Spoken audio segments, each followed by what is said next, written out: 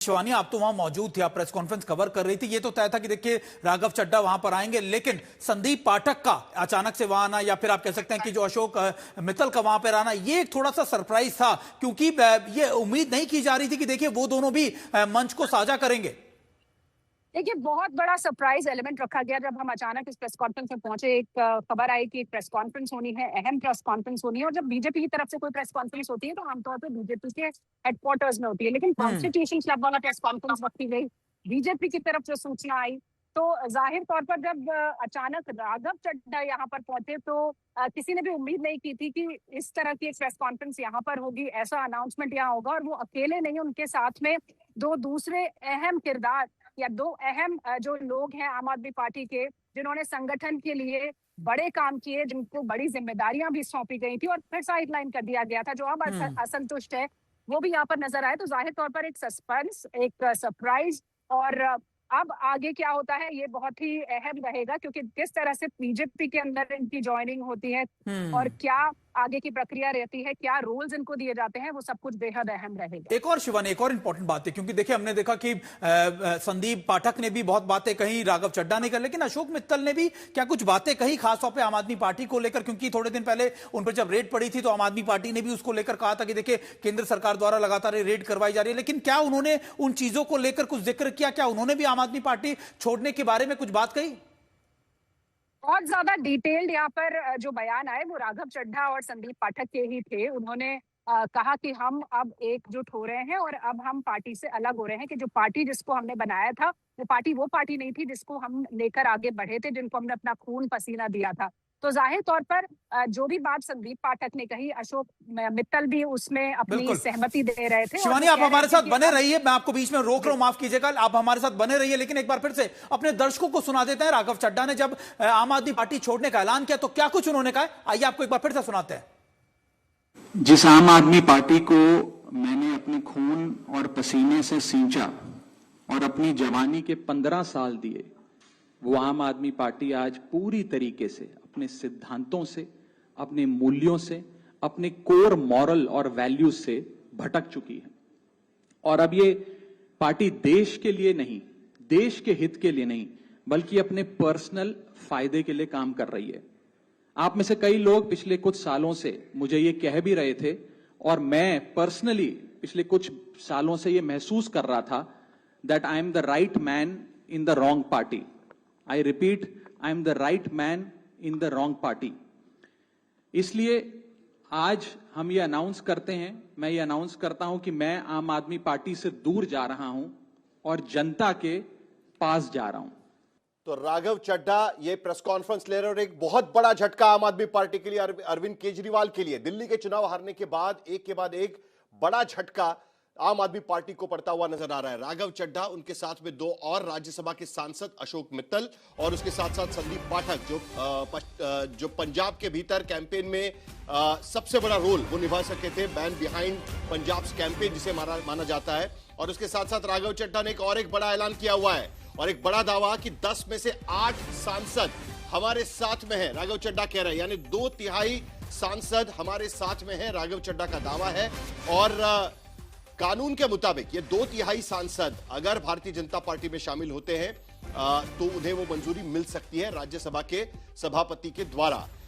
जो नाम उन्होंने दिए हुए हैं उसमें हरभजन सिंह शामिल है, राजेंद्र गुप्ता का नाम शामिल है, स्वाति मालीवाल विधानसभा चुनाव के पहले से ही आम आदमी पार्टी के खिलाफ चल रही है। और थोड़ी देर में भारतीय जनता पार्टी के अध्यक्ष नितिन नवीन से भी राघव चड्ढा मिलने वाले हैं। राघव चड्ढा पहले ही कह चुके हैं कि वो भारतीय जनता पार्टी में शामिल होंगे। अशोक मित्तल, संदीप पाठक ने मिलकर 3 सांसदों ने यह प्रेस कॉन्फ्रेंस ली और उसके बाद अभी खबर यह भी आ रही है कि नितिन नवीन से भी थोड़ी देर में राघव चड्ढा मिलने वाले हैं।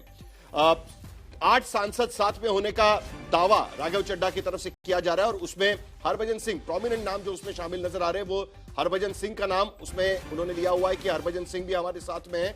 उसके साथ साथ उन्होंने ये भी कहा हुआ है कि स्वाति मालीवाल, जो पहले से ही आम आदमी पार्टी से जुदा हो चुकी है, पार्टी में रहते हुए पार्टी के खिलाफ वो बात कर रही थी और फिलहाल वो पार्टी सर्कल से दूर चल रही थी, वो भी उनके साथ में है।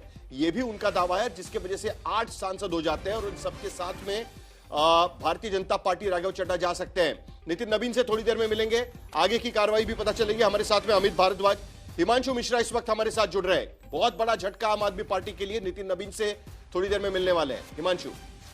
देखिए, बिल्कुल नितिन नवीन जो पार्टी के अध्यक्ष हैं, उनसे ये तीनों सांसद मिलेंगे और सुबह जो है 8 सांसदों का जो एक 2/3 से ज्यादा सांसदों के सिग्नेचर के साथ जो है वो राज्यसभा के जो चेयरमैन है सीपी राधाकृष्णन, जो देश के उपराष्ट्रपति भी हैं, उनको जो है पत्र दिया है कि ये सारे सांसद जो हैं वो भारतीय जनता पार्टी में अपनी पार्टी को जो है राज्यसभा में मर्ज करते हैं।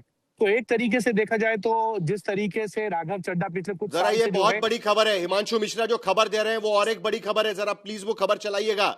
हिमांशु मिश्रा ये कह रहे हैं कि आज सुबह ही 10 में से 8 सांसदों ने हस्ताक्षर के साथ एक चिट्ठी राज्यसभा के सभापति उपराष्ट्रपति सीपी राधाकृष्णन को सौंपी थी और जिसमें साफ शब्दों में कहा था कि उनकी जो पार्टी है, 2/3 जो सांसद बाहर निकल रहे हैं, वो भारतीय जनता पार्टी में मर्ज करना चाहते हैं। ये एक बहुत बड़ी खबर है। हिमांशु, पूरी खबर बताइए। सुबह के वक्त में आप कह रहे हैं कि ये प्रेस कॉन्फ्रेंस के पहले 8 सांसदों ने मिलकर चिट्ठी पहले ही सीपी राधाकृष्णन को सौंप दी थी।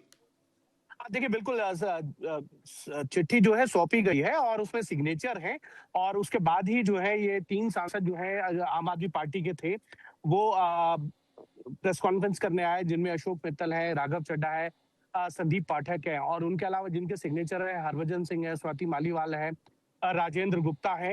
ये तमाम लोग जो है इन्होंने सिग्नेचर्स करके दिए हैं और उसके बाद ये घोषणा कर दी है कि भारतीय जनता पार्टी के अंदर जो है ये आम आदमी पार्टी के जो सांसद हैं ये अपनी पार्टी को मर्ज कर रहे हैं। और उसके बाद ये प्रेस कॉन्फ्रेंस कहीं ना कहीं एक तरीके से ये कहा जा सकता है कि इसका अंदाजा शायद आम आदमी पार्टी को भी नहीं था कि राघव चड्ढा जिनको उन्होंने पार्टी के डिप्टी लीडर के तौर पर जो है संसदीय दल के उप नेता के तौर पद से हटाया, उनके साथ साथ संदीप पाठक भी इतने नाराज होंगे। हरभजन सिंह, स्वाति मालीवाल का केस हम सब जानते हैं, किस तरीके से उन्होंने भारतीय जनता पार्टी के लिए कई बार जो है राज्यसभा के अंदर समर्थन भी किया है। और उसके बाद ये एक बड़ी तरीके से देखा जाए तो कहीं ना कहीं आम आदमी पार्टी के लिए एक बार जरा फिर बताइएगा, किन सांसदों के हस्ताक्षर उस चिट्ठी पर है जिन्होंने पहले कहा है कि 2/3 हमारी संख्या और हम भारतीय जनता पार्टी में मर्ज होना चाहते हैं, क्योंकि 2/3 ये आंकड़ा बहुत बड़ा हो जाता है। एंटी डिफेक्शन कानून के तहत अगर 2/3 सांसद, 2/3 अगर लेजिस्लेटिव पार्टी के लोग अलग होना चाहते हैं तो दूसरी पार्टी में उनको शामिल होना पड़ता है। तो कौन सांसद है वो जरा एक बार नाम बता दीजिएगा। देखिए, राघव चड्ढा, संदीप पाठक और उनके साथ साथ जो है अगर आप देखें तो अशोक मित्तल, उनके अलावा स्वाति मालीवाल है, राजेंद्र गुप्ता है, हरभजन सिंह है, जो फॉर्मर क्रिकेटर रहे हैं वो है। उनके साथ और 2 सांसद हैं जिनके सिग्नेचर्स की बात कही है राघव चड्ढा ने। और सबसे बड़ी बात ये है कि भारतीय जनता पार्टी के लिए एक तरीके से ये एक बड़ा कह सकते हैं कि बड़ा झटका जो है उन्होंने दिया है आम आदमी पार्टी को। उनके 10 में से अगर 7 सांसद से ज्यादा टूटकर भारतीय जनता पार्टी में आते तो भारतीय जनता पार्टी का जो संख्या बल है वो तो बढ़ेगा ही, लेकिन उसके साथ साथ पंजाब के विधानसभा चुनाव है, उससे पहले कहीं ना कहीं भारतीय जनता पार्टी को एक बड़ा ये कह सकते हैं कि फायदा है, क्योंकि पंजाब के अंदर 7 राज्यसभा सांसद हैं और 7 में से अगर 6 राज्यसभा सांसद टूट कर आ रहे हैं तो ये भारतीय जनता पार्टी के लिए आने वाले विधानसभा चुनाव जो 2027 में होने, उसके लिए कहीं ना कहीं एक तरीके से नैरेटिव बिल्ड करने का काम भी